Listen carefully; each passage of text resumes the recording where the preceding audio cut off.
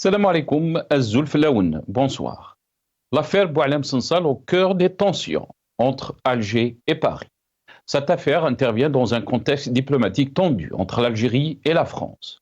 C'est une séquence rare au Parlement européen. L'ensemble des groupes politiques s'est mobilisé pour dénoncer l'arrestation de l'écrivain franco-algérien Boualem Sansal, interpellé le 16 novembre à l'aéroport d'Alger.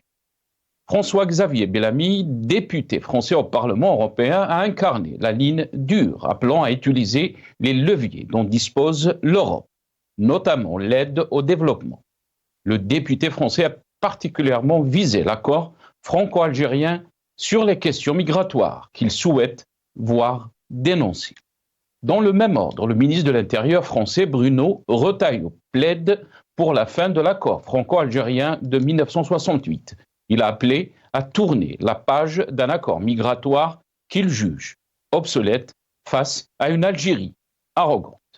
Notre diplomatie devait se mettre au service de nos intérêts bien compris, tant sur le plan sécuritaire que sur le plan économique et politique, qui se résume à la préservation de nos intérêts stratégiques. Il est regrettable de voir notre diplomatie sans objectif clair et qui se trouve dans l'incapacité à exercer une influence quelconque dans notre environnement géopolitique naturel, à savoir l'Afrique, le Sahel et la Méditerranée.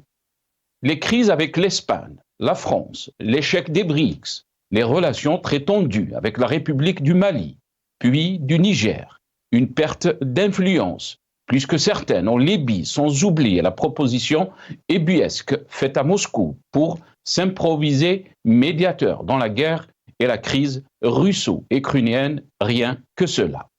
Accabler seulement le chef de l'État ne serait pas juste. C'est tout le système, l'appareil diplomatique et l'intelligence des services qui sont responsables de cette situation qui frise la gabegie.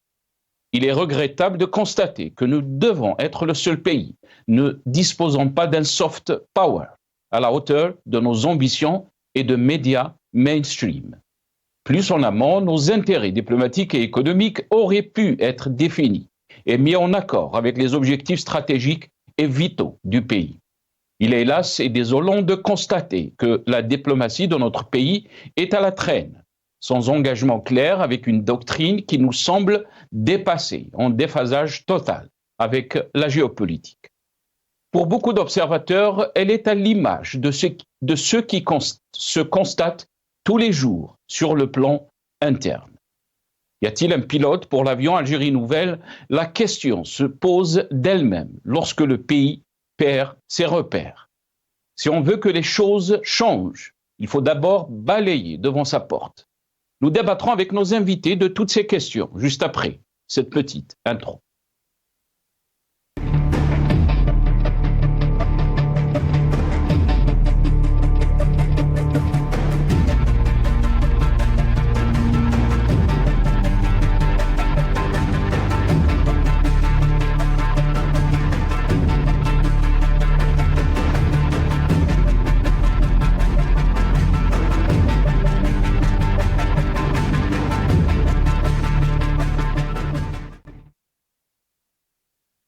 L'affaire Boualem Sansal, l'Algérie subit un revers diplomatique, point d'interrogation. C'est le titre de notre émission pour ce soir. Et pour en parler, j'ai le plaisir d'accueillir dans cette émission professeur Nordin Aoussat, universitaire, analyste politique. Il est avec nous depuis Paris via Skype. Professeur Nordin Aoussat, bonsoir. Merci beaucoup d'avoir accepté l'invitation. Salam alaikum, marhaba bik. Marhaba, c'est Nasser, wa alaikum salam wa rahmatullah. Salam à tous nos compatriotes, qu'ils soient en Algérie ou à l'étranger. Merci beaucoup, Sénordine. Merci d'avoir accepté l'invitation. Marhaba bik. On a aussi le plaisir d'accueillir depuis Alger Sinoar Djahdi, ancien député de la PN, président de la commission des transports au sein du Parlement algérien, donc depuis Alger. Sinoar Djahdi, bonsoir. Marhaba bik. Merci beaucoup d'avoir accepté l'invitation. Merci, Sénateur. Bonsoir. Bonsoir à vous, à vos invités et à tous les téléspectateurs. Merci pour l'invitation. Barakallahu fik. Marhaba bik, Sinoar Djahdi. Très content de vous avoir dans cette émission. Bien sûr, on va revenir. Vous l'avez donc entendu dans cette petite introduction.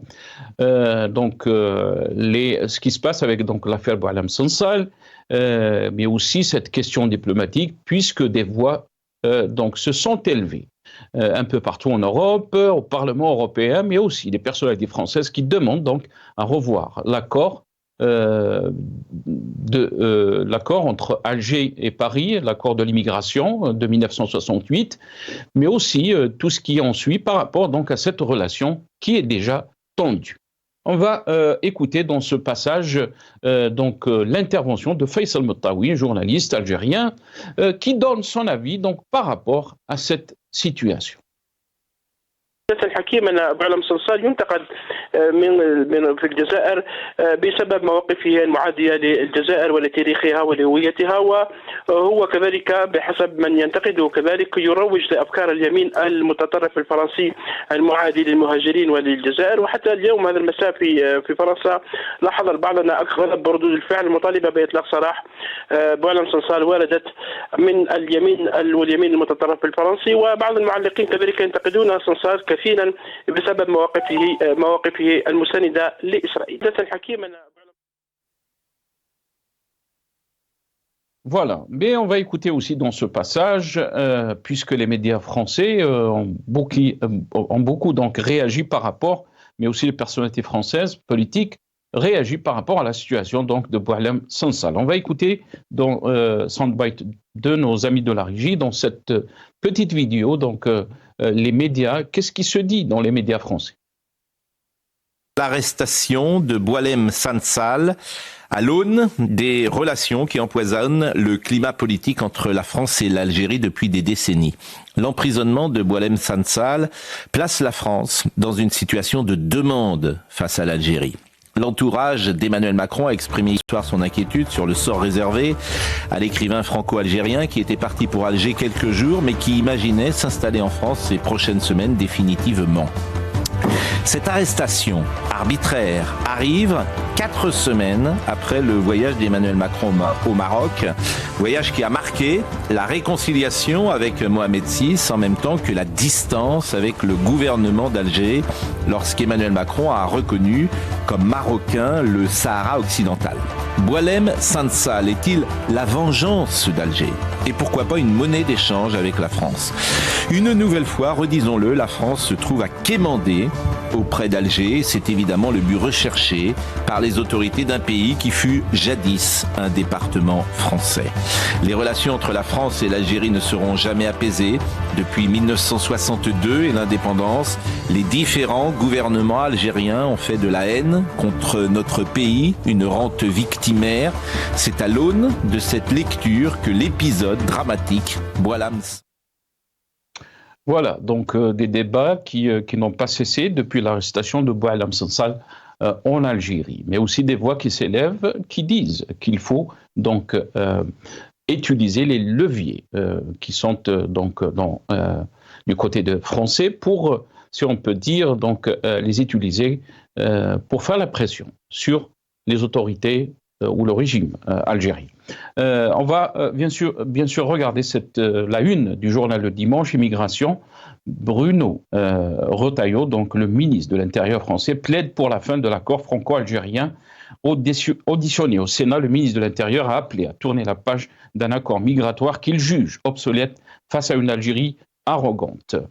Aussi, un autre titre, arrestation de Boualem Sansal, les parlementaires européens face à la répression algérienne.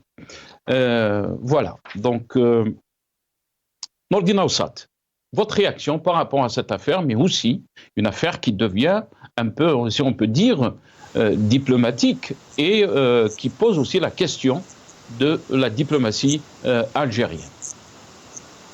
Tout à fait, c'est ça, pour cette invitation. Effectivement, ce sujet, cette affaire, elle est révélatrice d'une nouvelle situation des relations entre la France et l'Algérie, d'une nouvelle situation de rôle des Algériens de ce que font les Algériens par rapport à leur pays d'origine et d'autres questions ne manquera pas soulever. Avant de regarder ce qui se passe du côté de la France, du côté du Parlement européen, il faut voir d'abord ce qui se passe avec ce Boualem Sansal. Ce n'est pas la personne qui nous intéresse, mais le discours. Je ne sais pas si nos compatriotes algériens ont écouté la dernière interview, le dernier entretien que Boualem Sansal avait accordé à une revue d'extrême droite raciste, anti-Algérie et anti-islam, en l'occurrence Frontier. Moi, à Sinassar, vous me connaissez, j'interviens sur le Maralia depuis au moins 7 ans, les gens me connaissent. Je ne suis pas un fervent nationaliste. Je suis patriote, mais je ne suis pas je ne sais pas, un rebrousse-poil dès que l'Algérie est le nom de l'Algérie est évoqué. Je vous assure que j'étais extrêmement choqué par les propos de Boualem Sansal. C'est quelqu'un qui, dans l'entretien même, il dit « J'étais le numéro 1 de l'industrie algérienne ». Comme ça, j'étais le numéro 1 de l'industrie algérienne. Avoir ce regard-là sur l'Algérie, franchement, c'est l'affaire Boualem Sansal, le prenons-la au sérieux dans la profondeur des questions qu'elle soulève, des interrogations qu'elle soulève par rapport à nous-mêmes, en algéro-algériens, sans qu'on parlera bien sûr de la diplomatie algérienne par rapport à la politique française, par rapport aux politiques français et politiques européens. Mais algéro-algérien, qu'un homme qui a passé 74 ans et demi de sa vie d'Algérien, et en 6 mois après avoir acquis la nationalité française, il tient ce discours-là vis-à-vis de l'Algérie, mais c'est vraiment, je dirais, au 70e anniversaire du 1er novembre 1954. C'est Nourdine. Si vous me le permettez, désolé, je vous ai coupé parce qu'on va essayer de régler cette connexion avec vous, parce qu'on vous entend, mais des fois on a du mal à comprendre ce que vous êtes en train de dire, des petits soucis donc avec la connexion. On va essayer de régler ça avec nos amis de la régie. On va prendre Mnowar Djahdi. Mnowar Djahdi, est-ce que vous m'entendez? Oui, 5 sur 5. يعطيك الصحة. مرحبا بك سي منور جعدي. سي منور جعدي, on est en train de constater cette affaire qui prend un peu d'une affaire, donc d'une crise diplomatique qui s'accentue par rapport à cette crise qu'il y a entre l'Algérie et la France. On peut condamner bien sûr ce qu'a dit Boualem Sansal, ce qu'a déclaré, mais est-ce que vous pensez que l'Algérie est en train de, si on peut dire, donc de préserver ses intérêts, est en train de régler cette affaire comme il le faut, diplomatiquement, ou bien au contraire, beaucoup d'observateurs disent que l'Algérie est en train de s'isoler en traitant Boualem Sansal de cette sorte. Qu'est-ce que vous en pensez, Mnowar Djahdi? Merci, Sinassar, encore une fois. Moi, de mon côté, je dirais que, alhamdoulilah, nos responsables, nos dirigeants ont mis à nu et la France, et je m'excuse du terme, je le mets entre parenthèses, cet imbécile, c'est une marionnette entre les mains des sionistes. Laissez-moi, je ferme la parenthèse. Je ferme la parenthèse. إنسان محترم سي منور, معليش خلينا برك إنسان محترم. Je ferme la parenthèse. خلينا, on veut avoir un débat d'idées, et je peux, sans aller il a dit ce qu'il a dit, et si la loi elle est là pour le condamner, je pense que les Algériens non, c'est pour que les téléspectateurs qui nous entendent, qui suivent cette émission, pour qu'ils sachent que si on voit que cet enfant de Tissim Silt, Son père est marocain. Sa mère est juive. Et il a des biens en France. Il a été vécu, toute sa jeunesse l'a vécu dans une synagogue à Belcourt, à Alger. Il a grandi à Alger. Il a fait ses études de moyens secondaires, universitaires au Polytechnique. Il a fait son doctorat en économie. Il a pu avoir un poste au niveau du ministère de l'Industrie. Et la question se pose à Simon Warjadi. Comment il a pu avoir ce poste au ministère de l'Industrie? Il était un poste très respecté. Il n'avait pas de problème. Sans rentrer dans le détail de sa vie privée, on peut comprendre que chacun, ce n'est pas un crime d'avoir un père marocain ou une mère marocaine ou la Simon Warjadi. خلينا في la situation dont l'Algérie s'est trouvée. Ok. La France, je reviens à la France. Maintenant, si on voit qui sont les amis de ce bonhomme, si on voit maintenant le Kamel Daoud, Madame Le Pen, Éric Zemmour, Jacques Land, Mohamed Sifawi et Denis Yacour, l'ex-ambassadeur d'Alger, de France à Alger. À Paris, à Alger. C'est ça ses amis. Maintenant, si la France défend la liberté d'expression, ce bonhomme-là, il est libre, qu'il aime le Maroc ou qu'il aime les sionistes, ça c'est son problème, il est libre de son choix. Mais pas au détriment de l'Algérie, pas au détriment de l'islam, pas au détriment de nos responsables. C'est ça le problème de ce bonhomme-là. Tu écris tu es libre d'écrire ce que tu veux.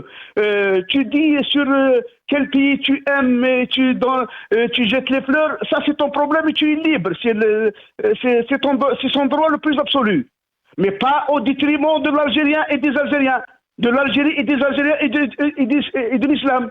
Lorsqu'il fait la similitude entre l'islam et le nazisme, lorsqu'il fait il parle que l'Algérie, toute l'Algérie, jusqu'à le Maroc s'étend jusqu'à la ville d'Oran, lorsqu'il parle de l'Algérie comme il existait depuis 62, depuis le départ des Français, lorsqu'il parle que l'Algérie il n'était pas un pays parmi les petits pays qui n'existaient même pas. C'est pour ça que la France a colonisé l'Algérie. Mais la France ne pouvait pas et ne peut pas coloniser le Maroc parce que le Maroc, c'est un grand royaume qui s'étend d'Oran jusqu'au Sénégal en passant par la Mauritanie. C'est ça qui fait défaut de ce. C'est ça. Moi, je me demande. J'ouvre une petite parenthèse. Je n'ai jamais, en tant que polytechnicien, je connaissais très bien l'école polytechnique. J'étais membre du jury à un certain moment de cette, je dirais, noble école. C'est une école, donc, bien cotée en Algérie à l'étranger. C'est l'équivalent des ponts et chaussées de Paris. Mais je me demande, je n'ai jamais écrit sur l'économie ou il n'a jamais écrit sur ce qu'il a appris au Polytech. معليش سيدنا ورجعني on connaît ses idées نعرفوا les Algériens connaissent ses idées. Il a fait des déclarations et peut-être pour beaucoup d'Algériens ces déclarations sont condamnables. Bien sûr, il y a la justice doit faire son travail. Et la question qui se pose, c'est que la justice, on n'a pas compris comment les choses ont été gérées. Il a été arrêté à Alger. Maintenant, il y a une pression diplomatique, puisque Boualem Sansal a aussi la nationalité française, pas que, donc nationalité algérienne. Cette pression, est-ce que c'est une pression que peut-être isole un peu plus ou encore plus notre pays? C'est cette question qu'on essaie de se poser. Est-ce que l'Algérie a besoin de traiter Boualem Sansal de cette façon? Restez avec nous, Menawar Djani. Je vais revenir à vous. نرجع لك سي منور معليش خلينا on va donner un peu aussi la parole à Nourdine Aoussat. C'est Nourdine, vous avez compris donc ma question, je pense que on a rétabli un peu la communication est beaucoup meilleure avec vous, c'est Nourdine, mais vous avez entendu aussi l'argument de Mnowar Jadi. Qu'est-ce que vous en pensez? Elle est où la limite donc par rapport à la question humaine, par rapport à la question des libertés, par rapport à la question de l'indépendance de la justice? Et voilà, on est tombé encore dans cette situation qui isole encore plus l'Algérie diplomatiquement, puisque les députés du Parlement européen ont appelé donc à la libération de Boualem Sansal. Le ministre de l'Intérieur français a appelé donc à mettre en cause l'accord qui est entre Alger et Paris concernant donc l'immigration. C'est Nourdine. Oui, tout à fait. J'ai entendu ce qu'a dit Simnawar, que je salue, mais je ne suis pas d'accord. Je ne suis pas d'accord. Dans notre religion, dans notre morale et éthique, nous ne regardons pas ce qu'étaient les parents de quelqu'un. D'accord? Les parents de Sidna Ibrahim, alayhi salam, étaient des polythéistes. Et lui, c'est le père du monothéisme. Donc, on ne dit pas sa mère était juive, son père était marocain, son père est algérien. D'accord? Son père est algérien, il a vécu en Algérie et Boualem Sansal aussi est algérien et lui-même il était directeur général au ministère de l'Industrie par ce pouvoir-là qui lui a donné cette responsabilité qui de plus, d'après ce que disait Djaboub, ce qu'il racontait, il était en vadrouille à l'étranger, il touchait son salaire en Algérie. Donc c'est pour ça qu'il ne faut pas... On a suffisamment...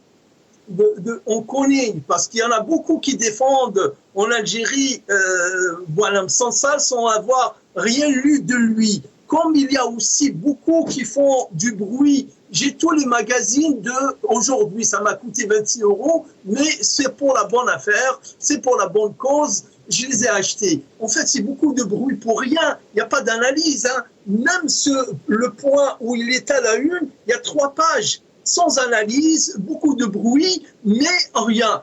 On emprisonne la liberté, on emprisonne un opposant, on emprisonne alors qu'il n'y a rien de cela. Par contre, tu as bien raison, Sénassol, de poser la question. Maintenant, l'affaire, elle n'est plus algéro-algérienne. Elle est algéro-européenne, pour le moins. Elle est algéro-française. Que doit faire la diplomatie algérienne? La diplomatie algérienne, Sénassol, on le sait, elle est totalement en panne depuis 2014. Depuis que Bouteflika, qui avait la même mise sur les affaires étrangères, qui n'a jamais voulu quitter le siège, même sa présidence, il l'a installée au niveau du ministère des Affaires étrangères à Al-Mouradia.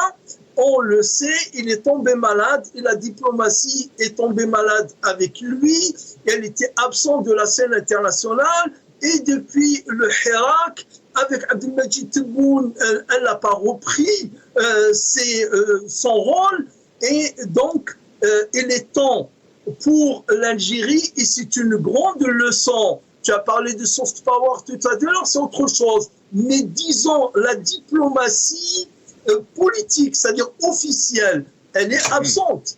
Elle est absente et c'est pas normal. C'est pas normal qu'on arrête un monsieur qu'on sait que ça va faire du bruit, qu'il y a des lobbies, il faut le dire le mot, derrière lui, que même s'il est rentré avec un passeport algérien, certainement, et même s'il est algérien depuis 74 ans et demi, il n'est français que depuis 6 mois, et la loi veut qu'un citoyen, même s'il a la binationalité, même s'il a la double nationalité, quand il rentre sur le territoire algérien, je dis bien malheureusement pour les binationaux et les doubles nationalités, c'est la loi algérienne qui s'applique. Maintenant, il faudrait se sortir de cette situation.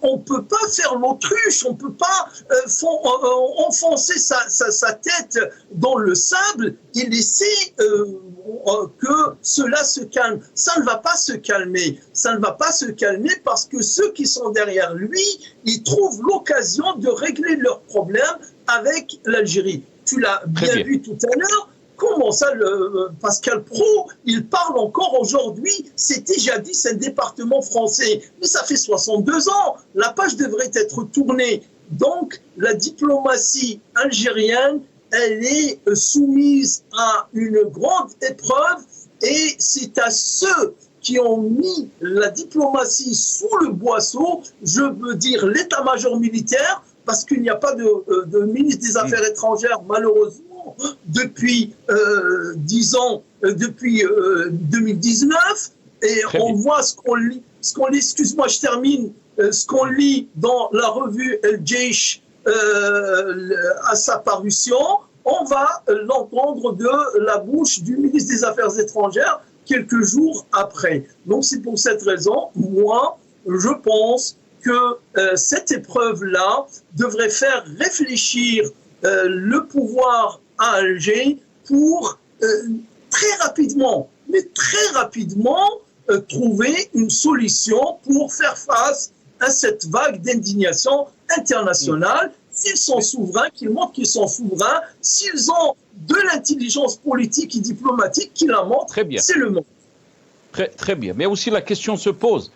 C'est Nordine aussi, la question se pose, puisque vous avez dit qu'il faut trouver une solution le plus rapidement possible. Est-ce que c'est une solution cosmétique ou il faut aller dans le fond des choses? La question des libertés aussi en Algérie, la question des droits en Algérie. C'est Nordine, restez avec nous. Vous avez entendu l'argument de Nordine Awsat. Mais aussi la question se pose maintenant que l'Algérie est face à ce tollé des personnalités politiques, mais aussi à ce tollé diplomatique. Est-ce que l'Algérie est en force? Est-ce que l'Algérie a la capacité de faire face donc à cette situation, sachant aussi que la situation interne est liée avec notre diplomatie, la question des libertés en Algérie, la question des droits de l'homme, la question aussi de la justice, le rôle de la justice en Algérie. Et là se pose aussi, bien sûr, la question aussi des médias. On n'a pas de débat en Algérie. Il y a un problème de liberté journalistique en Algérie qui est posé et la question aussi de Al-Magharibiya. La chaîne Al-Magharibiya a été donc malheureusement enlevée du satellite et beaucoup aussi qui disent que les autorités algériennes ont joué un rôle par rapport donc à cette situation que subit la chaîne Al-Magharibiya. Est-ce que cette politique n'affaiblit pas notre pays à l'échelle internationale aussi, Mnowar Jad? Écoutez, vous avez posé la question tout à l'heure que ce bonhomme, que je ne vais pas citer son nom, est français. Il est rentré en Algérie avec un passeport français. Mais moi je dis, n'importe qui, quelle que soit sa nationalité, l'Algérie est souveraine. Elle est libre de sa liberté et d'application stricte de ses lois. Et l'article 87 bis est clair dans ce sens. N'importe qui touche à l'intégrité nationale, qui touche au peuple, qui touche à la souveraineté nationale et qui sème les troubles, l'Algérie prendra des mesures conséquentes. Ça est d'un. Deux, la France, pourquoi ces parlementaires, pourquoi ces personnalités qui sont en train de lever leur voix pour libérer ce bonhomme-là, pourquoi ils n'ont pas revendiqué les prisonniers politiques de la France, de la Nouvelle-Calédonie? Pourquoi Georges Ibrahim Abdallah, prisonnier politique, qui a plus de 39 ans, qui n'a rien à voir, il n'a rien fait, il a été emprisonné par la France. Que les Français disent que la France est la France des libertés, la France de la démocratie. La France, plusieurs vidéos, plusieurs enquêtes qui ont été réalisées dans la guerre russo-ukrainienne, qui sont du côté et reflètent la réalité du terrain, que les Russes écrasent les Ukrainiens, ils avancent dans le bon sens, et les Ukrainiens, et ces journalistes ont été licenciés. C'est ça la démocratie française. C'est ça la démocratie, c'est ça la liberté d'expression. Pourquoi il y a des prisonniers politiques en France? L'Algérie, ce bonhomme-là, qu'il soit français ou algérien, il a failli. Il a passé outre ses pensées, et l'article. Allô, vous m'écoutez? يعني أنا سمعوك سي منور جعدي ولكن علاش pourquoi l'article 87 bis منور جعدي يعني même des militants politiques qui sont يعني sous cet article visé par cet article 87 bis qui parle de terrorisme. On n'est pas dans le terrorisme, si منور جعدي. Il y a une justice. Si il a enfreint la loi, il y a une justice. Pourquoi 6 jours après on ne sait pas où Boualem Sansal il était où. La question se pose aussi. Quand vous parlez des 2 poids 2 mesures par rapport aux positions de la France, mais la question, on est en train de débattre de notre pays, de l'Algérie. L'Algérie est en train d'être isolée diplomatiquement. Quand le Parlement européen parle de notre pays, il parle d'une seule voix. À cause donc de cette affaire de Boualem Sansal. Est-ce qu'il y a de la sagesse, est-ce qu'il y a de la vision dont le volet diplomatique est géré en Algérie? Et ces pays européens qui s'unissent contre l'Algérie, qu'est-ce qu'ils ont fait pour le développement de l'Algérie? Ces pays européens, qu'est-ce qu'ils ont investi en Algérie? L'Europe ne représente que le 1/20 de ce qui possède le reste du monde. Ok, il y a actuellement les BRICS, les pays du BRICS. Il y a les pays asiatiques, il y a les pays africains, il y a les pays, il y a l'Amérique du Nord, l'Amérique du Sud. L'Europe actuellement ne représente absolument rien du tout. L'Europe est en train, c'est l'effondrement de l'Europe. L'Europe, sans énergie, ils reviennent au siècle dernier, au XVIIe siècle. L'Europe, actuellement, est en voie de disparition. La France, actuellement, comment se fait-il, ce pays dont la France est membre, Emmanuel Macron donne l'immunité à Netanyahou. C'est ça la démocratie? C'est ça la liberté? Et pourtant, les médias, pourtant, les médias, ils ont le droit de critiquer. Il y a un débat contradictoire, ce qui n'existe pas en Algérie. Je vous ai posé la question de la chaîne d'El Magharibiya. Il n'y a pas un débat contradictoire, il n'y a pas de liberté. Est-ce que vous pensez aussi que tout ce qui a été entrepris depuis 2019, c'est l'affaiblissement de notre pays, non seulement sur le plan interne, mais aussi sur le plan extérieur. ابقى معنا سي منور جعدي. معليش نرجع لك باش on va donner aussi la parole يعني نوردينا وسط comme ça chacun aura le temps يعني son temps qu'il faut dans l'émission. On va écouter d'abord ces déclarations aussi des personnalités politiques mais aussi des analystes politiques qui suivent la situation et comment ils voient notre pays. L'Algérie, c'est un pays structurant pour la France, à la fois sur le plan mémoriel, sur le plan politique, sur le plan géopolitique. C'est une armée très puissante dans la région, c'est un stabilisateur très important dans la région. Et donc potentiellement un déstabilisateur. Et potentiellement un déstabilisateur. Et je crois que Emmanuel Macron a sincèrement essayé de faire des gestes, de construire une nouvelle relation avec l'Algérie, avec des discours et des actes qui ont été courageux.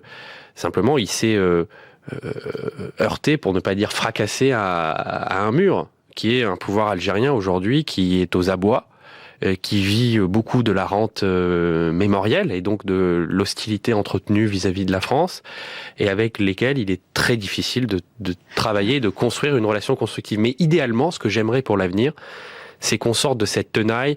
Si tu t'entends bien avec le Maroc, tu dois être fâché avec l'Algérie et vice-versa. Moi, je crois qu'il faut que la France, elle parle à égalité au Maroc et à l'Algérie et qu'elle construise avec ces deux grands pays, car ce sont deux grands pays. Ce sont deux grands. Voilà, donc, mais aussi les déclarations qui ont été faites par le ministre de l'Intérieur donc français, qui a, si on peut dire, rappelé le même constat, parler du même constat par rapport à cette relation entre Alger et Paris et comment elle est vue du côté français. On l'écoute. Je ne peux pas en dire beaucoup plus puisque je suis filmé, mais chacun sait, la dernière affaire, c'est l'affaire de Boualem Sansal. Mais les relations sont bien sûr extrêmement tendues. Elles l'ont toujours été, même si la France a fait beaucoup d'efforts pour se rapprocher de l'Algérie.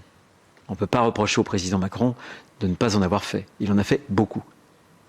Mais le régime algérien a toujours considéré que, et quand on voit d'ailleurs les dernières mesures qui ont été prises pour défranciser d'ailleurs au niveau de l'école, la jeunesse et beaucoup d'autres mesures très agressives, on voit bien que bien avant la reconnaissance de la souveraineté marocaine sur le Sahara occidental, un processus s'est engagé, très agressif. Bien. J'en dirai pas plus puisque ça va au-delà. Et comme ministre de l'Intérieur, j'ai à connaître un certain nombre d'éléments, d'événements qui me laissent à penser qu'on ne peut pas tout s'autoriser. Une puissance étrangère ne peut pas tout s'autoriser en matière de violation de notre souveraineté. Donc, les relations étant ce qu'elles sont, évidemment, à titre personnel, je serais favorable, bien sûr, à cette dénonciation. Je pense que c'est un droit qui est exorbitant et que plus rien ne justifie ce droit-là. Et ces dérogations, rien. Je le pense vraiment. L'Algérie vole de ses propres ailes depuis des années, et c'est tant mieux. Nourdine Aoussat, quand on entend donc ces déclarations du ministre de l'Intérieur français qui parle d'un processus très agressif du côté d'Alger par rapport donc à cette relation, qu'est-ce que vous en pensez? Est-ce que vous pensez qu'on est en train d'exposer notre pays par rapport avec cette politique agressive? On l'a vu non seulement avec la France par rapport donc à son revirement à la question du Sahara occidental, mais aussi avec l'Espagne et d'autres pays, Nourdine Aoussat. On l'a dit et on le répétera pas assez que la diplomatie algérienne est aux abonnés absents depuis une dizaine d'années entières. Donc, vous ne pouvez pas avoir de politique étrangère si vous n'avez pas de diplomatie. Vous ne pouvez pas avoir de politique étrangère si vous n'avez pas un président qui est bien installé légitimement et politiquement dans son poste. Vous ne pouvez pas. Donc, il ne faut pas se voiler la face. J'aimerais juste deux précisions avant de continuer. L'article 87 bis n'est pas un article clair. Je le dirai et je ne le répéterai pas, je dirais assez, c'est un article qui terrorise les citoyens algériens intègres, qui terrorise les patriotes. Pourquoi? Parce que dit cet article? Il dit que tout changement en dehors de la trame qui est tracée par le pouvoir est considéré comme un acte terroriste. Ça va pas, non? Ça va pas, mais c'est quoi de vouloir changer son pays? Des gens qui sont dans le Hirak, dans l'esprit du Hirak, qui est la meilleure de ce qui est arrivé à l'Algérie depuis des décennies, est considéré comme préjudiciable dans le cadre de cette loi. Donc, n'exagérons pas, l'article 87 bis, il y a d'autres raisons, il y a d'autres articles dans le code pénal pour poursuivre ce Boualem Sansal, mais pas de grâce cet article 87 bis qui n'est pas vraiment un article de loi et qui honore l'Algérie. Voilà, qui honore l'Algérie. Sinon, c'est Nassar, pourquoi? C'est ça, on revient toujours à ce problème de cette diplomatie qui est en panne. Pourquoi ne pas répondre à Rotaillot et lui dire que quand il y a une défrancisation de, je ne sais pas, de l'enseignement ou de quelques programmes ou quoi que ce soit, l'Algérie ne le fait pas par agressivité par rapport à la France. Elle reprend petit à petit ce qu'elle peut de son identité. Mais bon sang, l'Algérie n'a pas toujours été française. Avant 1830, il n'y avait pas de Français en Algérie. Donc c'est un vestige de la colonisation. Et un pays qui veut reprendre sa souveraineté a tout le droit. Ça ne veut pas dire que je soutiens, mais c'est juste une réponse. Mais c'est cette réponse-là qui manque. La diplomatie algérienne, pourquoi depuis l'arrestation le 16 novembre de Boualem Sansal, il n'y a pas une voix officielle? C'est pas l'APS. Il y avait en plus un discours, une phraséologie et des termes qui reviennent aux années 70. C'est pas comme ça, mais quand même nous avons des diplomates, nous avons des gens qui sont capables de trouver un discours qui convient à l'opinion, qui convient aux politiques de l'Europe et de la France. Et c'est ce qu'il faut mettre en avant, ne pas reprendre cette langue de bois qui ne fait que rajouter du mal au mal. Très bien, restez avec nous, c'est Nourdine. Mnoumar Djadi, je vous donne la parole. Donc, vous avez écouté les déclarations du ministre de l'Intérieur français, mais aussi ce qu'a dit notre ami Nourdine Aoussat. La question qui se pose, l'Algérie a des diplomates. Pourquoi donc cette cacophonie quand il s'agit des situations qui exposent notre pays? Pour beaucoup d'observateurs, l'Algérie n'a pas de vision. Par rapport à cette diplomatie, on est en train de constater depuis 2019 que des crises avec l'Espagne, des crises avec la France, des crises avec les Émirats arabes unis, mais aussi avec le Mali, que des embrouilles. Qu'est-ce que vous en pensez, Simna Wardian? De Paris d'arrêter de nuire à notre diplomatie. Hein? Il a ses opinions, il a sa doctrine, et tout le monde sait sa doctrine. Je dis que l'Algérie a les moyens de sa politique ou de sa diplomatie. L'Algérie veut s'imposer dans l'échiquier international ou dans la scène internationale. Et elle est en train de réussir le pari. Vous dites que l'Algérie est isolée. L'Algérie, je parte tout d'abord par le Maghreb arabe, avec la Tunisie, avec la Libye, avec la Mauritanie. Hein? Ce n'est pas le Maroc. Avec l'Europe, que représente la France aujourd'hui par rapport aux pays européens. Nous avons de très bonnes relations avec l'Allemagne, avec l'Espagne. L'Espagne maintenant, comment dire, sur le plan économique et sur le plan politique, il n'y a aucun problème. Avec les pays européens, avec les pays africains, avec l'Afrique du Sud, avec les géants de ce continent, avec le Nigeria, le gazoduc du Nigeria qui traverse le Niger jusqu'à Hassim Saoud ou Hassim Ramel. L'Algérie a de très bonnes relations avec le Niger. Actuellement, il y a quelques jours, notre ambassadeur a été agréé par Goïta. L'Algérie s'entend très bien avec la Russie, avec la Chine, avec le Vietnam, avec la grande partie des pays asiatiques. L'Algérie a très bon terme avec les États-Unis, avec le Canada, avec tout le monde. Pourquoi vous noircissez l'image de la diplomatie algérienne? L'Algérie elle s'impose sur la scène internationale. L'Algérie a les moyens de sa politique, a les moyens de sa diplomatie. L'Algérie avance bien dans ce domaine-là. Personne ne peut intimider l'Algérie, quelle que soit sa puissance. L'Algérie est souveraine. Et pourtant, مش أنا اللي قلت سمو ورجعت يعني سي أحمد عطاف اللي قال باللي l'Algérie elle a été absente du champ diplomatique, elle a été absente sur la scène internationale, elle était absente en Afrique. Je parle du présent. Il a parlé du passé. Ça, c'est du passé.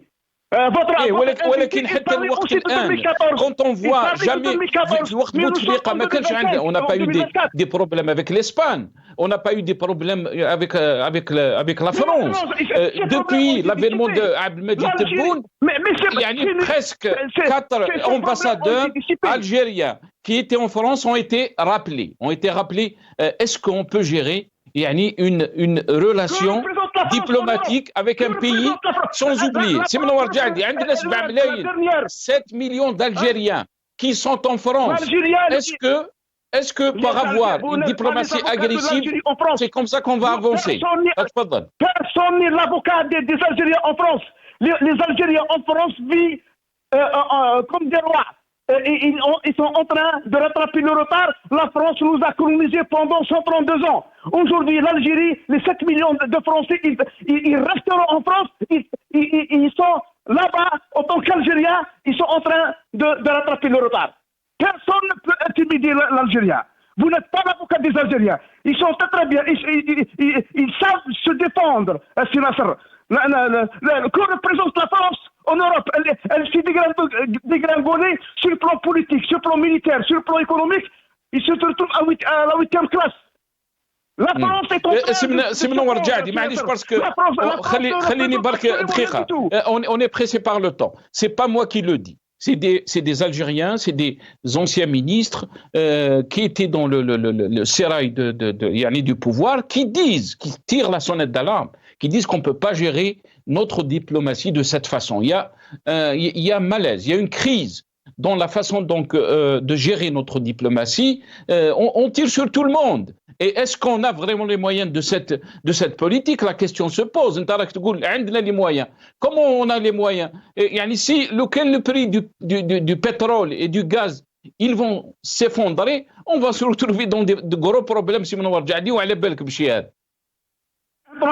Ici, un tremblement de terre à l'échelle de 9 à l'échelle de Richter. Ici, le temps revient. Sidna Nouh. الفيضانات ولا des vagues jusqu'à 200 mètres, ça c'est le Dieu qui le détermine, ce n'est pas le pétrole. Ici, la France, elle n'a pas de richesse, elle n'a pas d'énergie. Ici, tout le monde se met d'accord et coupe le gaz, le pétrole à la France deviendra comme le Tchad. Bon, je m'excuse. Très bien. L'Algérie est souveraine. L'Algérie, elle avance bien dans le domaine économique et sur le plan diplomatique. L'Algérie... Très bien. Où vous voyez ces crises, où vous voyez cet isolement de l'Algérie. Très bien. هذا رأي كاسم منور. On respecte votre avis. Donc pour vous, il n'y a pas d'isolement de l'Algérie au niveau donc diplomatique. L'Algérie avance bien économiquement, mais aussi diplomatiquement. Vous êtes en train de dire. Très rapidement, c'est Nourdine, parce qu'on a dépassé le temps de l'émission. Je vous laisse le mot de la fin. Écoutez, que dire? Écoutez notre compatriote qui, depuis tout à l'heure, n'arrête pas de fustiger la France. Et je ne sais pas, la France, elle dépend de 3% de son énergie de l'Algérie. 3%. 97%, elle est autonome. Donc, il faut arrêter de fustiger. Nous devons régler nos problèmes algéro-algériens.